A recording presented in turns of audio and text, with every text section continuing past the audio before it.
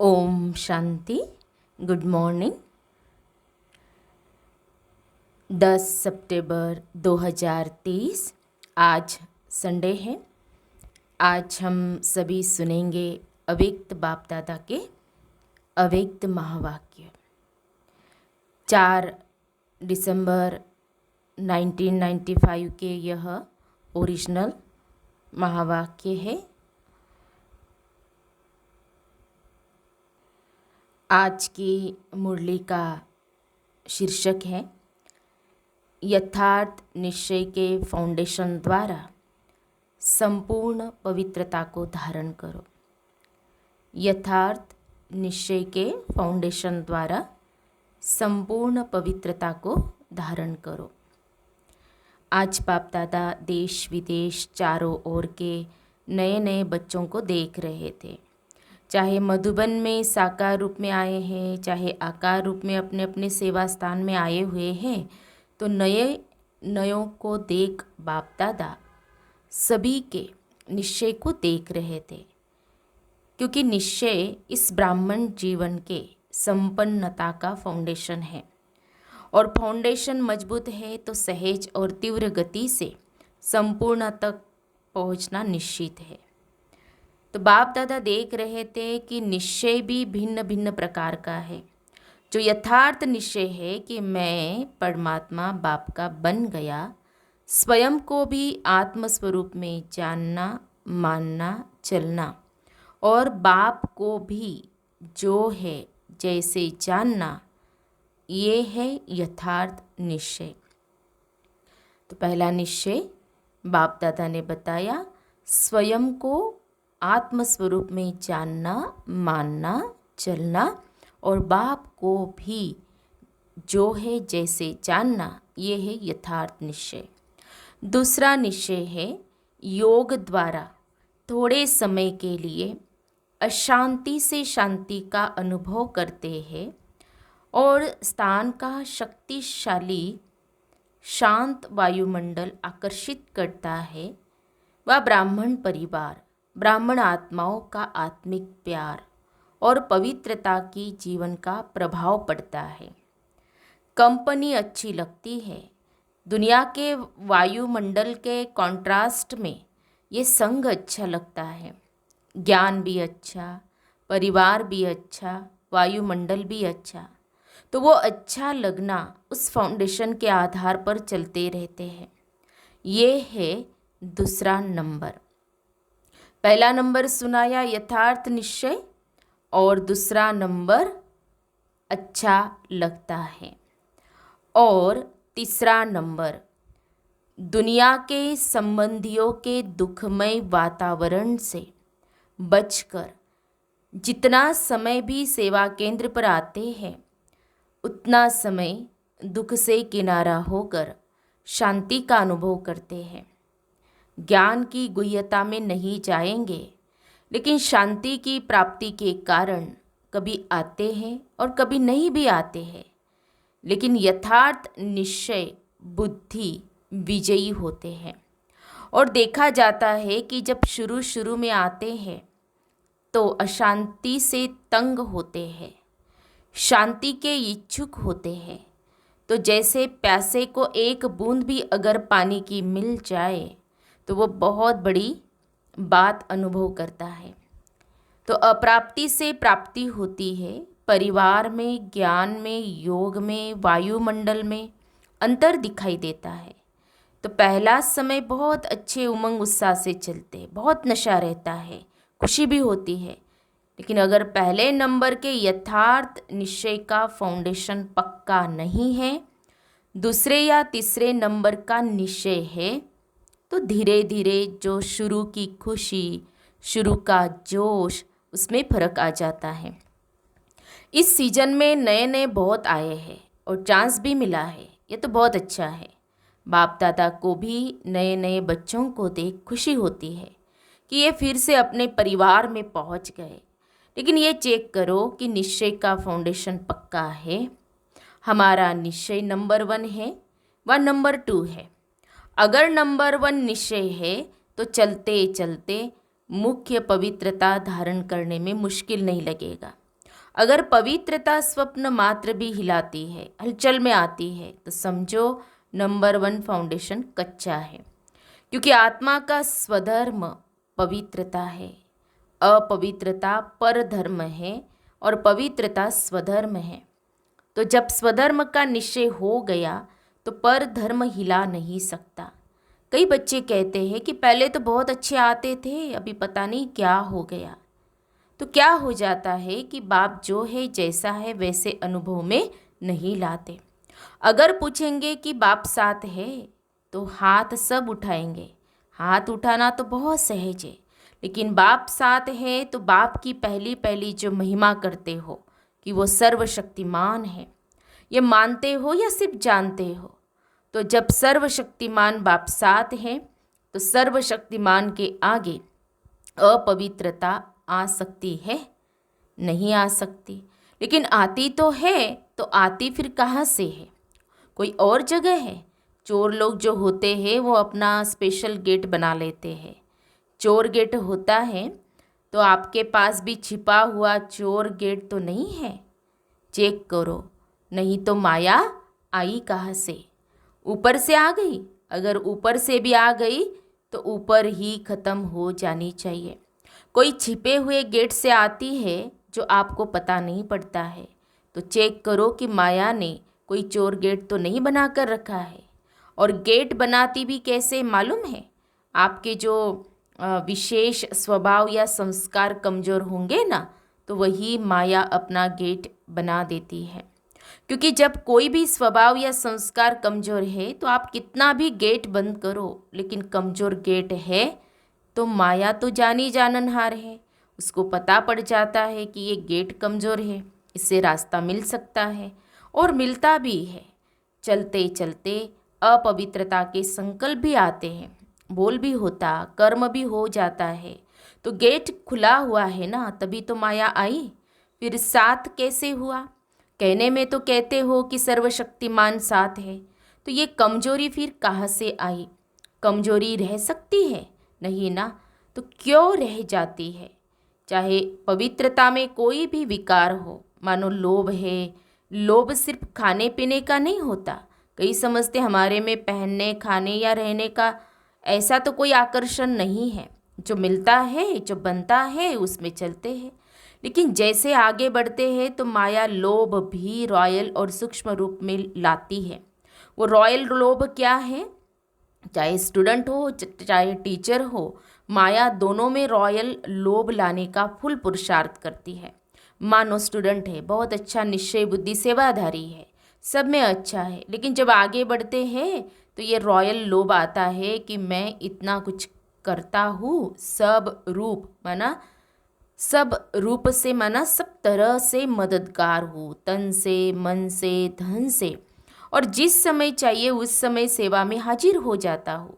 फिर भी मेरा नाम कभी भी टीचर वर्णन नहीं करती कि ये जिज्ञासु बहुत अच्छा है। अगर मानो ये भी नहीं आवे तो फिर दूसरा रूप क्या होता है? अच्छा, नाम ले भी लिया तो नाम सुनते सुनते मैं ही हूँ, मैं ही करता हूँ, मैं ही कर सकता हूँ, वो अभिमान के रूप में आ जाएगा। या बहुत काम करके आए और किसी ने आपको पूछा भी नहीं, एक गिलास पानी भी नहीं पिलाया, देखा ही नहीं, अपने आराम में या अपने काम में बिजी रहे, तो ये भी आता है कि करो भी और पूछे भी कोई नहीं। तो करना ही क्या है? करना या ना करना एक ही बात है। पूछने वाले तो कोई है नहीं, इससे आराम से घर में बैठो, जब होगा तब सेवा करेंगे। तो ये भिन्न भिन्न प्रकार का विकारों का रॉयल रूप आता है। और एक भी विकार आ गया ना, मानो लोभ नहीं आया लेकिन अभिमान आ गया, या अपने मानने तक का हमारी मान्यता हो उसका भान आ गया, तो जहाँ एक विकार होता है वहाँ उनके चार साथी छिपे हुए रूप में होते हैं। और एक को आपने चांस दे दिया तो वो छिपे हुए जो है वो भी समय प्रमाण अपना चांस लेते रहते हैं। फिर कहते हैं कि पहले जैसा नशा अभी नहीं है। पहले बहुत अच्छा था, पहले अवस्था बड़ी अच्छी थी, अभी पता नहीं क्या हो गया है। माया चोर गेट से आ गई। ये है पता, ये नहीं कहो पता नहीं। और टीचर को भी आता है। टीचर को क्या चाहिए? सेंटर अच्छा हो, कपड़े भले कैसे भी हो, लेकिन सेंटर थोड़ा रहने लायक तो अच्छा हो। और जो साथी हो वो अच्छे हो, स्टूडेंट अच्छे हो, बाबा की भंडारी अच्छी हो। अगर अच्छा स्टूडेंट चेंज हो जाए तो दिल थोड़ा धड़कती है। फिर समझते हैं कि क्या करे, ये मददगार था ना, अभी वो चला गया। मददगार जिज्ञासु था, वह बाप है। तो उस समय कौन दिखाई देता है, जिज्ञासु या बाप?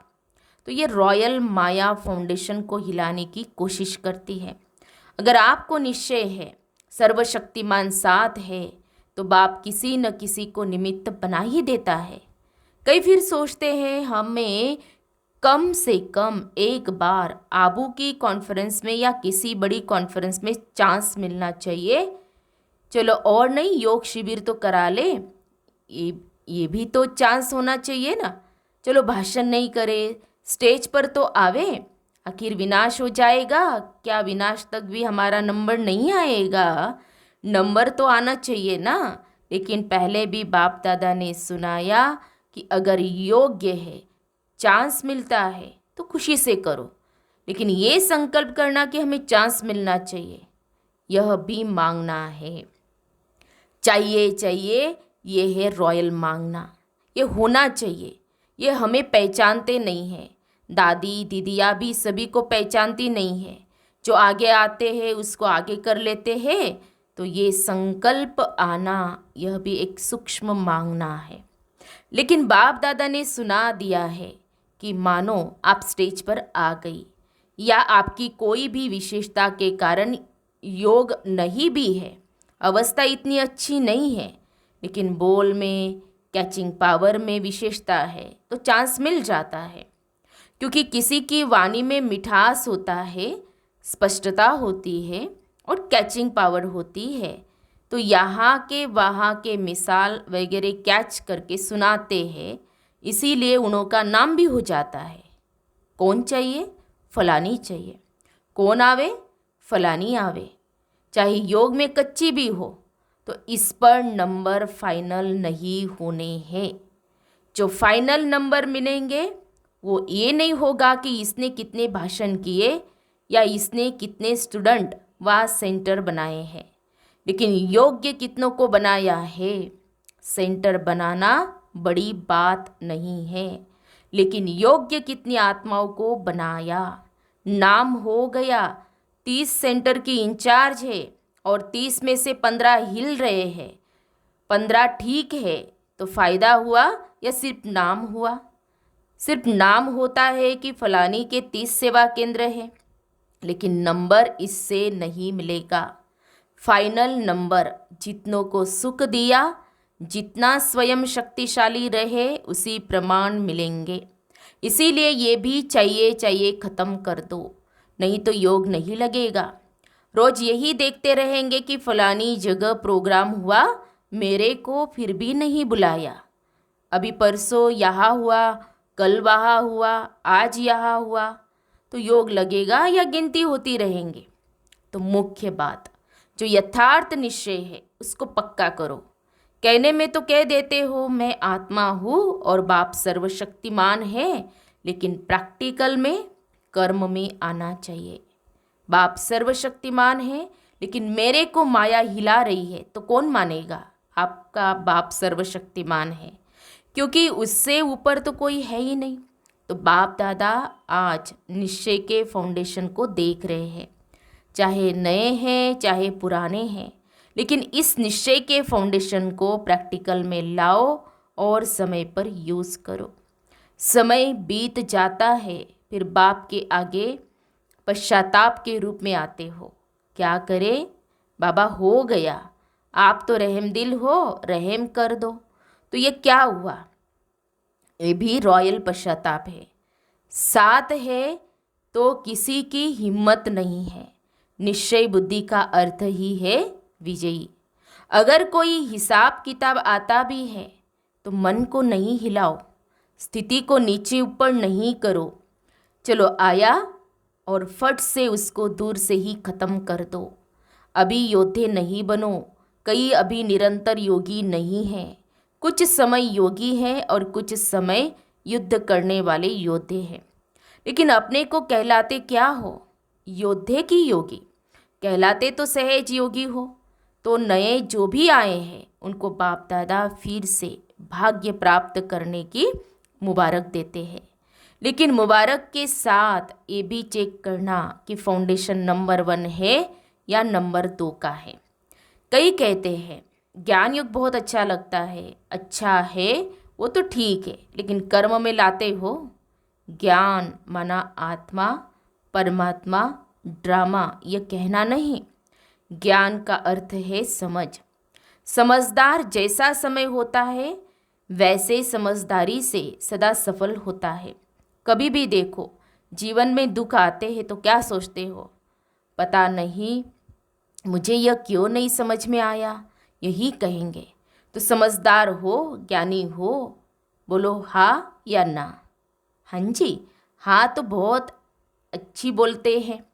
समझदार की निशानी है कभी धोखा नहीं खाना। ये है ज्ञानी की निशानी। और योगी की निशानी है सदा क्लीन और क्लियर बुद्धि। क्लीन भी हो और क्लियर भी हो। योगी कभी नहीं कहेगा पता नहीं पता नहीं। उनकी बुद्धि सदा ही क्लियर है। और धारणा स्वरूप की निशानी है सदा स्वयं भी डबल लाइट। कितनी भी जिम्मेवारी हो लेकिन धारणा मूर्त सदा डबल लाइट। चाहे मेला हो चाहे झमेला हो, दोनों में डबल लाइट। और सेवाधारी की निशानी है सदा निमित्त और निर्माण भाव। तो ये सभी अपने में चेक करो। कहने में तो सभी कहते हो ना कि चारों ही सब्जेक्ट के गॉडली स्टूडेंट है, तो निशानी दिखाई देनी चाहिए। तो नए नए क्या करेंगे? अपने निश्चय को और पक्का करना। नहीं तो फिर क्या होता है, 2 साल चलेंगे, 3 साल चलेंगे, फिर वापस पुरानी दुनिया में चले जाएंगे। और फिर जो वापस जाते हैं वो उस दुनिया में भी सेट नहीं हो सकते हैं। न इस दुनिया के रहते न उस दुनिया के। इसलिए अपना फाउंडेशन बहुत पक्का करो, अनुभव करो। सर्वशक्तिमान बाप साथ है। बस एक बात भी अनुभव किया तो सब में पास हो जाएंगे। देखो आजकल प्राइम मिनिस्टर है, उसके साथ का भी नशा रहता है ना। ये तो सर्वशक्तिमान है तो कितना नशा होना चाहिए। अच्छा, चारों ओर के सदा श्रेष्ठ भाग्यवान, भाग्य विधाता को अपना बनाने वाले, ऐसी श्रेष्ठ आत्माओं को सदा बाप दादा के श्रीमत को सुना और किया। ऐसे सर्व सपूत बच्चों को सदा सेवा में अचल रहने वाले, झमेला मुक्त और परमात्मा मिलन मेला मनाने वाले सभी बच्चों को बाप दादा का याद प्यार और नमस्ते।